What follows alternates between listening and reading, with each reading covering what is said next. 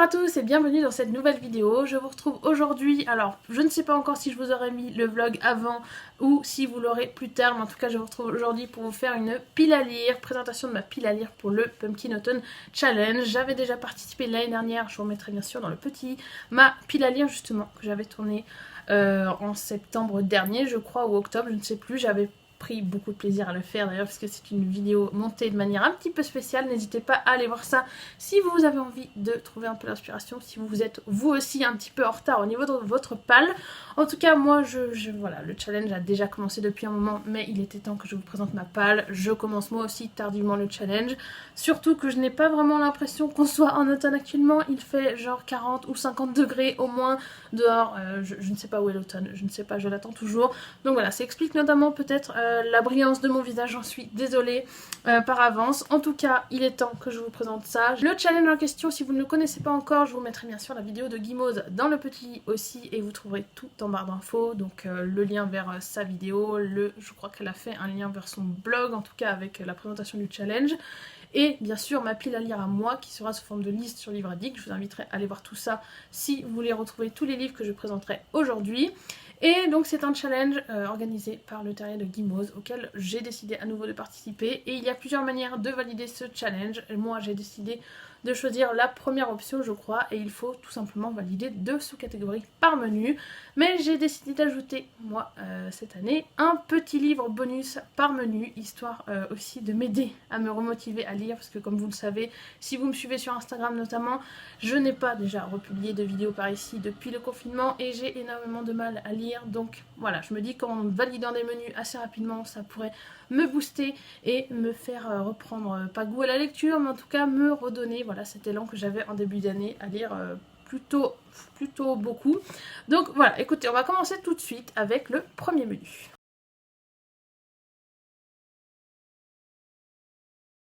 Le premier menu s'appelle Automne frissonnant et j'ai d'abord choisi la première catégorie qui s'appelle Je suis Médée, vieux crocodile. J'ai oublié de vous le préciser, mais à chaque fois vous retrouverez les mots-clés juste en dessous ici, histoire que la vidéo aille quand même assez vite et que je n'ai pas à vous lister à chaque fois tous les mots-clés qui se rapportent à chaque catégorie que j'aurais choisi. Donc Je suis Médée, vieux crocodile. Là j'ai choisi un livre qui fait un petit peu partie de mon petit rituel à chaque fois que je fais un Pumpkin Autumn Challenge. Un Agatha Christie avec surtout un Hercule Poirot. J'ai choisi le meurtre de Roger Ackroyd, donc de Agatha Christie. On va suivre ici Roger Ackroyd, le fameux monsieur qui devait épouser une femme qui elle-même était veuve. Son mari est décédé récemment et un jour elle va décider de se suicider et avant ça écrire une lettre dans laquelle elle avoue à son futur mari, Roger Ackroyd, qu'elle a elle-même tué son ancien mari. Voilà, je sais pas si c'est très clair ce que je viens de dire, mais je l'espère. En tout cas, bon voilà, c'est ainsi. Le problème c'est que Roger Ackroyd, une fois qu'il a lu cette lettre, il est retrouvé quelques jours après mort. Voilà, donc on va bien sûr envoyer notre cher Hercule Poirot enquêter et j'ai hâte de savoir ce que ça va donner. J'aurais pu choisir la version audio, mais j'avais vraiment envie de lire, enfin de sortir surtout cette édition poche, surtout que j'adore cette édition là pour les Agatha Christie, donc il était temps que je la sorte de ma bibliothèque. La seconde catégorie que j'ai choisie, c'est aussi la deuxième catégorie de ce menu, les chimères de la Sylve Rouge, et là c'est ma catégorie bonus puisque j'ai décidé de mettre Midnight Sun de Stephanie Meyer. Donc si vous avez suivi mes vlogs ou si vous m'avez suivi sur Instagram, ça a été quelque chose d'assez compliqué puisque ce livre je devais le lire cet été à sa sortie, finalement je n'y suis pas arrivée, j'ai tenté en français et puis en VO, je voulais relire Fascination avant, etc. Bon, c'était une vraie catastrophe, donc j'ai décidé de le mettre dans ce menu et en bonus puisque je ne suis pas sûre de le lire assez rapidement vu la taille de ce truc et surtout puisque c'est en VO.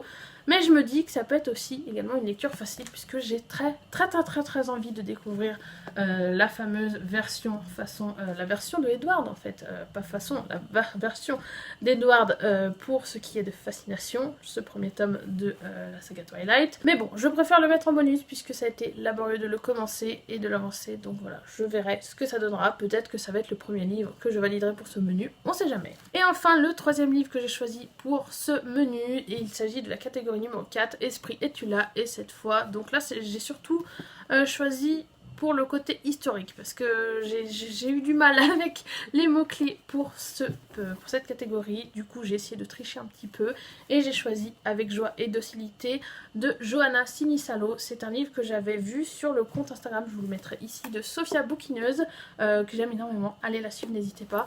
J'avais vu sa story où elle en parlait, elle avait donné son avis à chaud je crois, et elle m'avait complètement convaincue. C'est aux éditions Actes Sud, donc je crois que c'est un des seuls livres que j'ai de cette édition.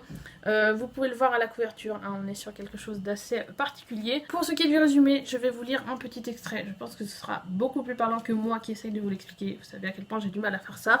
Je vous rassure, je ne ferai pas ça pour tous les livres, mais pour celui-là uniquement. République eusistocratique de Finlande, 2013. La nation a pris en compte ses erreurs historiques. La stabilité sociale et la santé publique sont désormais les valeurs prédominantes. Tout ce qui procure du plaisir ou est susceptible de causer une quelconque dépendance est formellement interdit, y compris le café. À une exception près, le sexe. La distribution de sexe, un produit de consommation essentiel à la paix sociale, doit être aussi efficace que possible. À cet effet, le corps scientifique gouvernemental a généré une nouvelle sous-espèce humaine. Autrefois, nous les appelions les femmes. Voilà, je pense que ça vous donne une assez bonne idée de quoi on va parler. J'aurais pu le mettre aussi dans la partie militantisme du troisième menu, mais j'ai choisi autre chose pour ce menu-là. Donc écoutez, j'ai hâte de voir ce que ça va donner. Au niveau du format, voilà, hein, que la taille du livre est un peu particulière. Il y a, je crois, j'avais regardé dans le page, voilà, 360 pages. Et à l'intérieur, on alterne des choses comme ceci avec, j'ai l'impression que c'est des poèmes, des parties en italique, des parties, des extraits de journaux, de procès. Alors écoutez, j'ai hâte de voir ce que ça va donner, parce que ça m'intrigue énormément. Et puis la vie de Sophia m'avait plus que convaincue, donc j'ai hâte de pouvoir vous en parler. Et peut-être qu'on va être sur un coup de cœur, je ne sais pas. Voilà, donc ce qui est sûr, c'est que ça va me faire beaucoup réfléchir.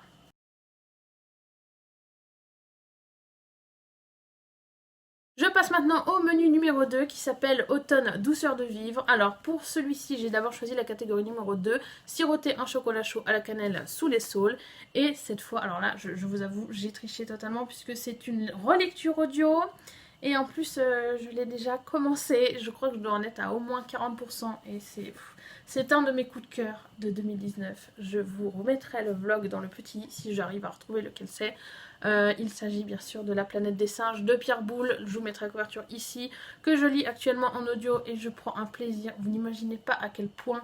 J'hésitais un petit peu au départ, voilà, j'ai une amie qui me disait fais gaffe, tu vas peut-être être déçue, tu l'as tellement aimé que... Non, mais non, moi avec moi les relectures, ça marche toujours, j'ai encore jamais été déçue par une relecture. Là de toute façon dès les premiers instants j'ai su que j'allais voilà, repartir dans un univers que j'aime malgré la dureté de cet univers, malgré le fait que ça nous fasse énormément réfléchir sur la condition animale, sur la façon dont nous on traite les animaux, dont la science utilise des animaux, etc. Énorme coup de cœur, vraiment, si vous ne connaissez pas encore, si vous n'avez que les films en tête, s'il vous plaît, lisez le livre, que ce soit en audio, en papier, peu importe, mais lisez ce livre, c'est vraiment un chef-d'œuvre. Et en plus en audio, moi j'adore, puisque c'est lu par Bernard Gabet, qui n'est autre que le doubleur de Robert Downey Jr., alias Iron Man. Voilà, donc encore une fois, c'est le même ressenti qu'à ma première lecture. J'ai l'impression qu'Iron Man est à côté de moi, en train de me lire une histoire. La voix de ce narrateur est juste magique. Moi j'adore, je trouve qu'il a une voix vraiment parfaite pour cette lecture. Et puis la lecture en elle-même, c'est vraiment... Rien que là, en recommençant, je me suis rendu compte des petites choses qui pourraient nous mettre la puce à l'oreille par rapport à la fin, absolument... voilà, je n'en dis pas plus, je ne voudrais pas vous spoiler, mais voilà, foncez, et il faut que vous lisiez ce livre, même si vous avez vu les films. Ça n'a rien à voir, c'est vraiment un chef-d'œuvre, Et j'ai oublié de vous le dire, mais La planète des singes était bien sûr mon livre bonus. Voilà, c'est un livre bonus et j'ai déjà commencé à le lire, alors que je ne vous ai même pas présenté la palle. Tout va bien. Bref, la seconde catégorie que j'ai décidé de valider pour ce menu, c'est la troisième qui s'appelle Fafnir ton assiette, sinon pas de piécettes. Et j'ai choisi de lire Animal, le tome 1, La malédiction de Boucle d'Or de Victor Dixon. Regardez-moi cette beauté. C'est un livre qui faisait déjà partie de ma pile à lire de l'année dernière. Alors bah voilà, il est toujours dans ma pile à lire tout court. Et je me suis dit qu'il était temps que je le ressorte pour deux raisons. Déjà parce qu'il traîne depuis beaucoup trop longtemps, mais aussi parce que je voue un amour grandissant pour Victor Dixon. Je suis déjà fan de la saga Phobos, et récemment j'ai eu un énorme coup de cœur pour son one-shot Cogito, je vous mettrai la couverture ici, qui est plus ou moins une suite de Phobos, en tout cas qui se passe des années après Phobos. Voilà, je l'ai lu en audio, et coup de cœur coup de cœur, coup de cœur, coup de cœur. Je ne m'attendais pas à aimer autant, je m'étais lancée un petit peu par hasard. Vous aviez choisi d'ailleurs cette lecture quand je vous avais fait un sondage sur Instagram. Je ne regrette pas une seule seconde ma lecture et je me suis dit qu'il était temps que je sorte les livres que j'ai dans ma palle de Victor Dixon. Voilà, donc il va y avoir un autre livre de Victor Dixon, vous allez voir. Mais j'ai vraiment hâte de le découvrir. Alors c'est encore un sacré pavé, mais c'est quand même écrit assez gros à l'intérieur. Donc voilà, écoutez, au niveau du résumé, je n'en sais pas grand chose. Je sais juste eh bien, que c'est une réécriture de conte et qu'on va suivre une demoiselle qui s'appelle, je crois, Blonde, voilà, qui a 17 ans. On est en 1832. Elle vit dans un couvent avec des sœurs qui lui demandent de cacher toujours ses cheveux et je crois de cacher ses yeux. En tout cas, de faire tout pour cacher sa beauté. Elle, le problème c'est qu'elle n'a pas très envie de vivre cloîtrée dans un couvent et elle finit un jour par s'enfuir. Et voilà, je n'en sais pas plus. J'ai hâte de pouvoir vous en dire plus. Et je sais qu'il y a un tome 2 aussi et je crois que ça se finit en 2 tomes. J'espère que c'est ça, j'espère ne pas vous dire de bêtises. En tout cas, je vous en dirai des nouvelles dès que ce sera lu. Et enfin, la troisième catégorie que j'ai choisie pour ce menu, c'est la quatrième qui s'appelle A Windows to the Past. Et là, j'ai décidé de prendre à nouveau un Victor Dixon. Et cette fois, c'est Extincta de Victor Dixon que j'ai choisi. Je vous mettrai la couverture ici, que je vais lire en audio juste après La Planète des Singes directement, hein, je le sais déjà. Vu à quel point j'avance vite dans La Planète des Singes, ça ne devrait donc pas tarder.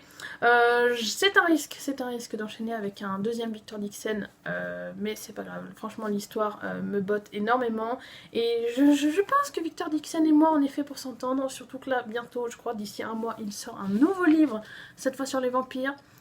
Donc voilà, je vais essayer de garder le rythme et de voir ce qu'il fait d'autre, si ça me plaît. Je pense qu'après Cogito et Phobos, franchement je lui fais confiance. Au niveau de l'histoire de Extincta, on va suivre 2 personnages, Astrea et Océarion, je crois que c'est ça, j'ai pris mes petites sèches. Et la première phrase du résumé, c'est l'espèce humaine va disparaître dans 255 heures. Déjà voilà, ça vous met dans le contexte direct, dans le bain. On va suivre ces 2 personnages, Astrea qui elle vit dans une cité royaume, alors je n'en sais pas plus. Donc elle vit très bien dans cette cité jusqu'au jour où elle va apprendre que son frère est condamné à mort. Je ne sais pas pourquoi, ni comment, ni quoi que ce soit. Et en parallèle, nous suivons donc Océarion qui lui est un prince déchu, si j'ai bien compris, qui a été mutilé suite à un étrange accident.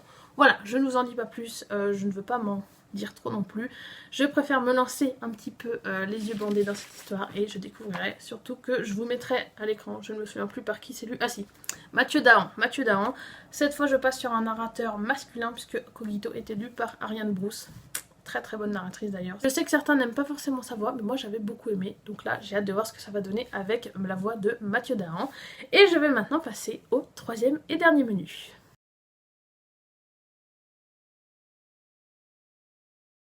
Le troisième et dernier menu, cette année, il s'appelle Automne des Enchantresses et j'ai choisi la première catégorie qui s'appelle les rêves d'Aurore. Cette fois, j'ai, donc là on est comme vous le voyez en dessous, LGBTQ+IA et militantisme. J'ai bien sûr sorti une acquisition récente qui est Homo sapiens de Niviaq Corneliussen, encore une fois je ne sais pas si je le prononce bien, un tout petit livre aux éditions 10-18, alors je crois qu'il fait voilà, moins de 200 pages.